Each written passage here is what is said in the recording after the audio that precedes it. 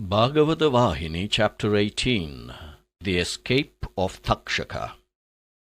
When Vyasa yielded thus to his importunity, Parikshit, who was all attention, replied in a voice choked with emotion, "Master, I do not see clearly the reason why my grandfather destroyed the Khandava the Khandava forest, by means of a conflagration.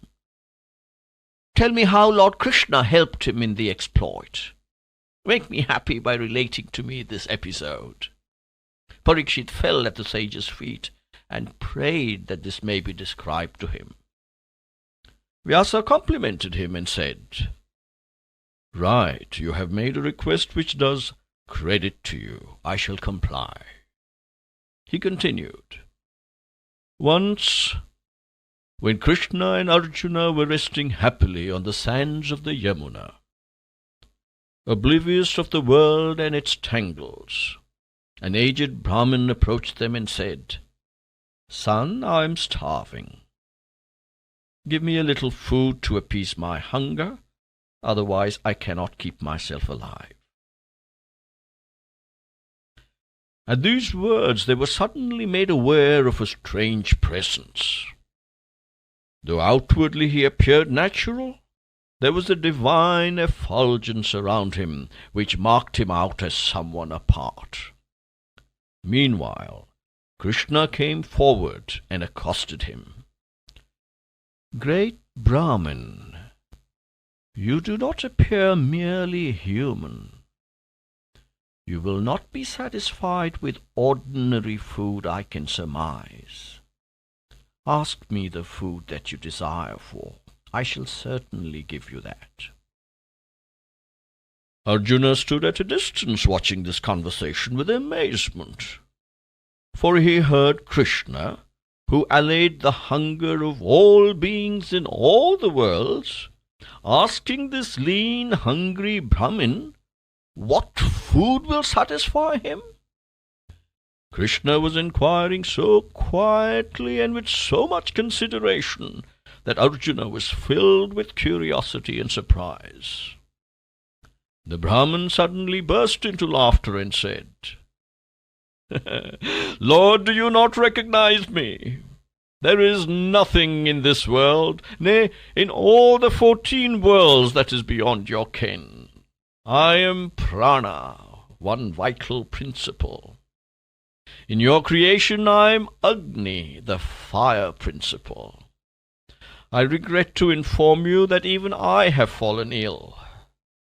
To cure my indigestion, I feel I must consume the arboreal juice of the Khandava forest. That forest must be burnt in flames. That alone can appease my hunger and restore my appetite.' At this Krishna asked him, 'Well, consume it. Why did you come to me for this? This is indeed amazing. You have power to reduce the universe into ash. Why do you crave another's help?' When Krishna asked him thus, pretending ignorance, Agni answered, 'Lord, you know everything. Does not the great serpent Takshaka live in this Khandava, with his kith and kin, his attendants and associates?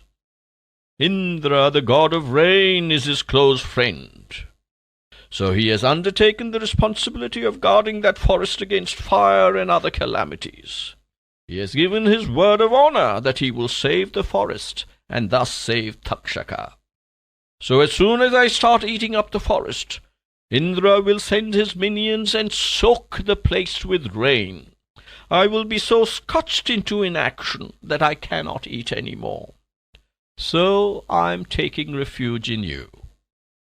Krishna laughed at his fears. He said, 'If so, we shall help you out. Tell us what we should do, and we are ready.' Agni was delighted. He exclaimed, 'I am indeed blessed. I am saved. You can, if you only decide, to keep back the rain that Indra showers by covering the forest with a roof of arrows that will allow me to consume the vana undisturbed.' Krishna assured him that his request would be fulfilled. Your grandfather addressed Agni thus: "You can burn up the Vana without hesitation. My arms have enough strength to oppose and overwhelm not one Indra, but even 10 millions of them. But I have not got with me the arrows necessary for this operation, and the chariot that can carry all that weight. If these are supplied, I shall carry out your task with the gracious permission of Krishna." Agnideva, the god of fire, was gladdened at this. He granted Arjuna the 2 boons: an inexhaustible arrow sheath, from which he could draw out a continuous supply of arrows, and a chariot with a Maruti flag. Besides, he created the Agneastra, the weapon of fire, and placing it in the hands of Krishna, took leave of them both. "Son Parikshit, Krishna, you must remember, accepted that weapon only to satisfy the god of fire. He has no need of such weapons. There is no weapon more effective than his will. It can, in the fraction of a second, transform the earth into sky and the sky into the earth. He acts the human role when he moves among people, and so men frame their own guesses without understanding the inner significance of his acts. That is but the consequence of the delusion that veils the vision of man." After taking leave of Krishna in this manner, Agnideva started consuming the Khandava forest. Just then, exactly as anticipated, Indra sent his attendants on the mission of saving the forest from destruction. Their efforts failed to rescue it. They returned to their master and reported their discomfiture. So Indra himself, with his stalwart followers, rushed to the scene to save the Khandava Vana, and fell upon your grandfather Arjuna. Arjuna received him with a shower of arrows from his famous Gandhiva bow. Indra, too, fought with all his might. Within minutes the followers of Indra turned back, unable to withstand the rain of arrows which assailed them from all sides. Indra realized that the person who inflicted the defeat was his own son, Arjuna. He was overcome with shame at this. He regretted that he could not defeat his own progeny, and returned sad and chastened. Meanwhile the god of fire consumed the forest merrily and with hearty appetite, swallowing everything with his 1,000 red tongues, and raising a huge conflagration. Only ash was left behind. Seeing this, the birds and beasts of the forest tried in vain to escape from the holocaust, but they could not. They were caught by the flames and roasted alive. Krishna was going round the forest in his chariot to prevent any denizen from running out into the open for safety, especially the animals and the snakes. He discovered the snake Takshaka, a great friend of Indra, in the act of escaping from the fire. Krishna called Arjuna near him to point this out to him. That gave Takshaka the chance to wriggle out and speed towards Kurukshetra. But Agni pursued the snake. He sought the help of the wind god to catch up with his fleeing speed. So Takshaka sought refuge with Maya, the architect of the Devas and the Dhanavas. He and Maya were moving fast towards Kurukshetra. Krishna noticed this and he pursued them. Just then, Maya surrendered to Arjuna and sought his protection for himself and his protege Takshaka. Arjuna granted his wish, and so Maya, out of a sense of gratefulness, fell at his feet and said, "O son of Pandu, I will never forget this kindness. Whatever is in my power, I shall gladly do for you. You have only to indicate your desire." Your grandfather reflected for a while and replied, "Maya, If you yearn to satisfy me, I demand but one thing. Build a sabha, or assembly hall, for my brother to hold court, the like of which is not to be found on earth. It must be so grand that no deva or dhanava or gandharva, that is, no god or ogre or heavenly angel, can ever hope to build such a one for himself. It must fill all who see it with amazement. I have no desire other than this.